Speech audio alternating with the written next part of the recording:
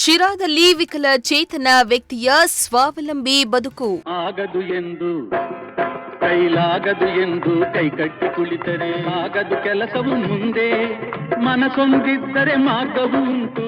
ಸಾಣಿ ಕೆಲಸ ಮಾಡಿಕೊಂಡು ಜೀವನ ಕಟ್ಟಿಕೊಂಡ ಸೈಯದ್. ಆಗದು ಎಂದು ಕೈಲಾಗದು ಎಂದು ಕೈಕಟ್ಟಿ ಕುಳಿತರೆ ಆಗದು ಕೆಲಸವು ಮುಂದೆ ಮನಸೊಂದಿದ್ದರೆ ಮಾರ್ಗವು ಉಂಟು.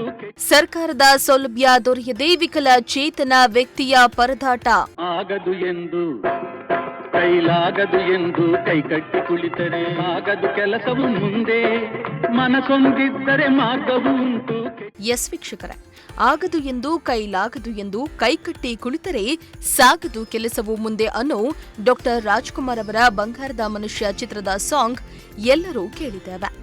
ಈ ಚಿತ್ರದ ಸಾಂಗ್ ಒಂದು ಕಡೆ ರೈತರಿಗೆ ಸ್ಫೂರ್ತಿ ತುಂಬಿದ್ರೆ ಮತ್ತೊಂದು ಕಡೆ ಅದೆಷ್ಟೋ ಜನರ ಸಾಧನೆಗೆ ಧೈರ್ಯ ತುಂಬುತ್ತೆ.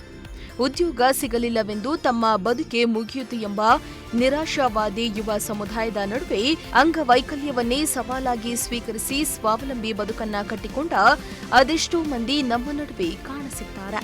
ಈತ ಶಿರಾದಲ್ಲಿ ಒಬ್ಬ ವಿಕಲಚೇತನ ವ್ಯಕ್ತಿಯು ಸರ್ಕಾರದಿಂದ ಯಾವುದೇ ಸಹಾಯ ದೊರೆಯದಿದ್ದರೂ ಕೂಡ ಸ್ವತಃ ಸಾಣೆ ಹಿಡಿಯುವ ಕೆಲಸ ಮಾಡಿಕೊಂಡು ಜೀವನ ಸಾಗಿಸ್ತಾ ಇದ್ದು ಈತನ ಬದುಕು ಅದೆಷ್ಟೋ ಜನರಿಗೆ ಸ್ಫೂರ್ತಿ ತುಂಬುವಂತಿದೆ. ಆಗದು ಎಂದು ಕೈಲಾಗದು ಎಂದು ಕೈಕಟ್ಟಿ ಕುಳಿತರೆ ಆಗದು ಕೆಲಸವು ಮುಂದೆ ಮನಸೊಂದಿದ್ದರೆ ಮಾರ್ಗವು ಉಂಟು. ಹೌದು, ಹೀಗೆ ದ್ವಿಚಕ್ರದಲ್ಲಿ ಕೂತು ಚಾಕು, ಕತ್ತರಿ ಇನ್ನಿತರೆ ವಸ್ತುಗಳನ್ನ ಸಾಣೆ ಹಿಡಿತಾ ಇರುವ ವ್ಯಕ್ತಿಯ ಹೆಸರು ಸೈಯದ್ ನೈಮತ್. ಇವರು ಹುಟ್ಟುತ್ತಲೇ ಪೋಲಿಯೋಗೆ ಒಳಗಾಗಿ ತಮ್ಮ ಕಾಲುಗಳ ಸ್ವಾಧೀನವನ್ನ ಕಳೆದುಕೊಂಡಿದ್ರು. ಶಿರಾ ನಗರದ ಪಾರ್ಕ್ ಮೊಹಲ್ಲಾದಲ್ಲಿ ಹುಟ್ಟಿ ಬೆಳೆದ ಸೈಯದ್ ತನ್ನ ಅಂಗವೈಕಲ್ಯವನ್ನ ಮೀರಿ ಬದುಕನ್ನ ಕಟ್ಟಿಕೊಂಡು ಜೀವನ ಸಾಗಿಸುತ್ತಿದ್ದಾರೆ. ಆಗದು ಎಂದು ಕೈಲಾಗದು ಎಂದು ಕೈಕಟ್ಟಿ ಕುಳಿತರೆ ಆಗದು ಕೆಲಸವು ಮುಂದೆ ಮನಸೊಂದಿದ್ದರೆ ಮಾರ್ಗವು ಉಂಟು. ಹೌದು, ಪ್ರಾಥಮಿಕ ಶಿಕ್ಷಣವನ್ನ ಪೂರೈಸಿದ ಸೈಯದ್ ಬೀಡಿ ಕಟ್ಟಿಕೊಂಡು ಜೀವನವನ್ನ ನಡೆಸಿ ಹೇಗೋ ಅವರ ಬಾಲ್ಯ ಕಳೆದು ಯೌವನಾವಸ್ಥೆಗೆ ಬಂದಾಗ ಅದೃಷ್ಟ ತಿರುಗಿ ಮದುವೆ ಮಾಡಿಕೊಂಡು ಹೀಗೆ ಬರೀ ನೋವು ದುಃಖದಲ್ಲಿಯೇ ಜೀವನ ಕಳೆದ ಸೈಯದ್ ಯಾರಿಗೂ ಹೊರೆಯಾಗದೆ ಸ್ವಾವಲಂಬಿ ಬದುಕನ್ನ ಕಟ್ಟಿಕೊಳ್ಳಲು ತೀರ್ಮಾನಿಸಿದ್ರು. ಇನ್ನು ಈ ಸೈಯದ್ಗೆ ಬೆಂಬಲವಾಗಿ ಅವರ ಪತ್ನಿ ನಿಂತುಕೊಂಡ್ರು. ತಾವೇ ಬೀಡಿ ಕಟ್ಟಿ ಪತಿಗೆ ಗಾಡಿಯನ್ನ ಕೊಡಿಸಿದ್ರಂತೆ. ಆ ಗಾಡಿಯನ್ನ ಸಾನೆ ಮಾಡುವ ಯಂತ್ರವನ್ನಾಗಿ ಬದಲಾಯಿಸಿ 20 ವರ್ಷದಿಂದ ದುಡಿದು ಬದುಕುತ್ತಿದ್ದಾರೆ.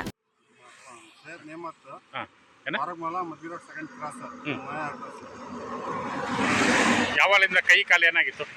ನನಗೆ ಪೋಲಿಯೋ ಆಗಿತ್ತು. ನಾನು ಅವಾಗಲೇ ನಾನು ಅಪ್ಲಿಕೇಶನ್ ಹಾಕಿತ್ತು ಗಾಡಿಗೆ, ಇನ್ನೂ ಕೊಟ್ಟಿಲ್ಲ. ಎಷ್ಟು ವರ್ಷದಿಂದ ಇದೆಯಾ? ಇದು ಲೋನ್ನಾಗೆ ತಗೊಂಡಿದ್ದು ಇದು ಗಾಡಿ. ನನಗೆ ಕಷ್ಟಕ್ಕೆ ಆಗಲ್ಲ, ಏನು ಮಾಡೋಣ, ಗಾಡಿ ಹಿಡಿಯೋಕ್ಕೆ ಬಂದಿತ್ತು.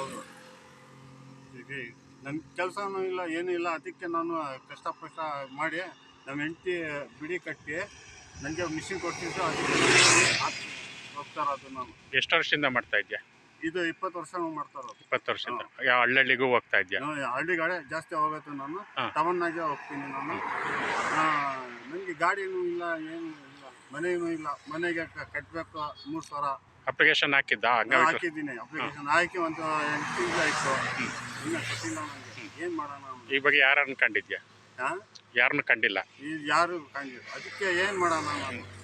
ನಾನು ಒಂದು ಸ್ವಲ್ಪ ಸಹಾಯ ಮಾಡಿದರೆ ನನಗೆ ಜೀವನ ಮಾಡ್ತೀನಿ. ನಾನು ಎಷ್ಟು ವರ್ಷದಿಂದ ಈ ಥರ ಅಂಗವಿಕಲತೆ? ನಾನು ಅಂಗವಿಕಲನಿಗೆ ಒಂದು 30 ವರ್ಷ ಹೋಗ್ತೀನಿ. ನಿನಗೆ ಈಗ ವಯಸ್ಸು ನನಗೆ 30 ವರ್ಷ. ಹುಟ್ಟದಾಗಲಿದ್ದಾನು ಇದೇ ಥರ?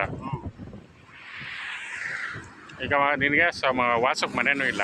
ಏನಿಲ್ಲ, ನಂದು ಮನೇನೂ ಇಲ್ಲ, ಏನೂ ಇಲ್ಲ. ನನಗೆ ಏನು ಮಾಡೋಣ? ನನಗೆ ತಲೆ. ಸರ್ಕಾರದಿಂದ ಹಣ ಬರ್ತಾಯ್ತಾ? ಸರ್ಕಾರನಾಗ 1,400 ರೂಪಾಯಿ ಬರುತ್ತೆ. 1,400 ರೂಪಾಯಿ ಬರುತ್ತೆ. ಬಿಟ್ರೆ ಏನಿಲ್ಲ? ಏನು ಬಿಟ್ಟು ಯಾವುದು ಇಲ್ಲ ನಮ್ದು. ಈಗ ಜೀವನಕ್ಕೆ ನಿನಗೆ ಹೆಂಡತಿ ಬಿಡಿ ಕಟ್ಟೋದು? ಬಿಡಿ ನಮ್ದು ಹೆಂಡತಿ ಬಿಡಿ ಕಟ್ತಾರೆ ನೋಡಿ. ಇದು ನಮ್ದು ಮಿಷಿನ್ ಕೊಡ್ಸಿದ ಗಾಡಿಯನ್ನು. ಈ ಕೆಲಸ ನಿನ್ಗೆ ಯಾಕೆ ಇದಾಯ್ತು? ಇದು ಕೆಲಸ ಅಂದ್ರೆ ನನಗೆ ಇದೇ ಮಾಡೋದು ಕೆಲಸ. ನಾನು ಆದರೆ ನಡೆದಾಡಲು ಸೂಕ್ತ ಉಪಕರಣಗಳಿಲ್ಲದೆ ಪರಿತಪಿಸುತ್ತಿದ್ದಾರೆ. ವಿಕಲಚೇತನರ ಮಾಸಾಶನ ₹1,000 ಮಾತ್ರ ಬರ್ತಾ ಇದ್ದು ಇವರ ಜೀವನ ನಿರ್ವಹಣೆ ಸಹಕಾರಿಯಾಗಿದ್ದು, ಇದನ್ನ ಹೊರತುಪಡಿಸಿದರೆ ವಿಕಲಚೇತನ ಬಸ್ ಪಾಸ್ ಹಾಗೂ ಬ್ಯಾಂಕಿನಿಂದ ವ್ಯಾಪಾರ ವಹಿವಾಟಿಗೆ ಯಾವುದೇ ಸಹಾಯ ದೊರೆತಿಲ್ವಂತೆ. ಆಗದು ಎಂದು ಕೈಲಾಗದು ಎಂದು ಕೈಕಟ್ಟಿ ಕುಳಿತರೆ ಆಗದು ಕೆಲಸವು ಮುಂದೆ ಮನಸೊಂದಿದ್ದರೆ ಮಾರ್ಗವು ಉಂಟು. ಕೂಡಲೇ ಇಂತಹ ಸ್ಫೂರ್ತಿದಾಯಕ ಬದುಕನ್ನ ನಡೆಸ್ತಾ ಇರುವ ಸೈಯದ್ಗೆ ಸ್ಥಳೀಯ ನಗರಸಭೆ, ತಹಸೀಲ್ದಾರ್ ಮತ್ತು ಸಮಾಜ ಕಲ್ಯಾಣ ಇಲಾಖೆ ಸಹಾಯ ಮಾಡಬೇಕಾಗಿದೆ. ಇತ್ತ ಗ್ರಾಮೀಣ ಪ್ರದೇಶದಲ್ಲಿ ಸಹಕಾರಿ ಸೌಲಭ್ಯ ವಂಚಿತ ವಿಕಲಚೇತನರನ್ನ ಗುರುತಿಸಿ ಸಹಾಯ ಕಲ್ಪಿಸಲು ಮುಂದಾಗಬೇಕಾಗಿದೆ. ಸೈಯದ್ರಂತಹ ನೂರಾರು ಜನರ ಬದುಕು ಇಂದಿಗೂ ಅದೆಷ್ಟೋ ವಿಕಲಚೇತನ ವ್ಯಕ್ತಿಗಳಿಗೆ ಸ್ಫೂರ್ತಿ ತುಂಬುವಂತಿದೆ. ಶ್ರೀಮಂತ ಪ್ರಜಾಶಕ್ತಿ ಟಿವಿ, ಶಿರಾ.